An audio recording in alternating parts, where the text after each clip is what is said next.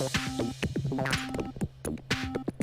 today's PTL Tech Report, we're getting a first look at STEM at CGI Pittsburgh. That's a show coming up on KDKA this Saturday about inspiring and mentoring students in STEM and STEM careers. Right, here's a preview of part of the show featuring home activities and learning about data visualization.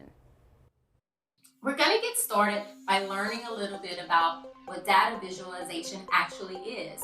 So when you think about data and visualizing that data, we're going to think about an easier way to represent it. I have this chart that we use with CGI, and this is what I'm going to use. Now, if you don't have this exact chart, that's okay. You can go ahead and make your own. All you need is a sheet of paper.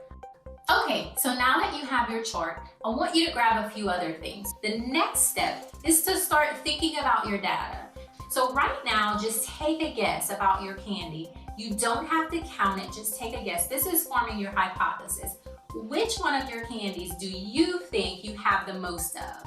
Once you've formed your hypothesis, you're going to take your chart and you're going to find the column for that particular color of candy, and you're going to make a check mark next to that box so that way you remember that you hypothesized that this one is the one you have the most of. So right now, I think I probably have the most red in my plate. So that's my hypothesis. I'm going to take my pencil and I'm going to make a check mark next to my red box. Next, you're going to hypothesize which one do you think you have the least amount of. So I think I have the least amount of blue. I'm going to make an X next to my blue box so that way I remember that I believe that one is the least amount. Now it's time to start analyzing our data. So we are going to do that by separating all of our candies into their own color category and then counting them so we can get an accurate representation of our data. So separate them out by color.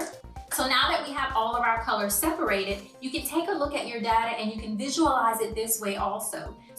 So now that you've seen exactly what it looks like to analyze your data and visualize it in the chart, which way do you think was easier to understand? When we were just taking a think about how many we thought we had, or now that we can see it, each color placed in each column? Which one do you think?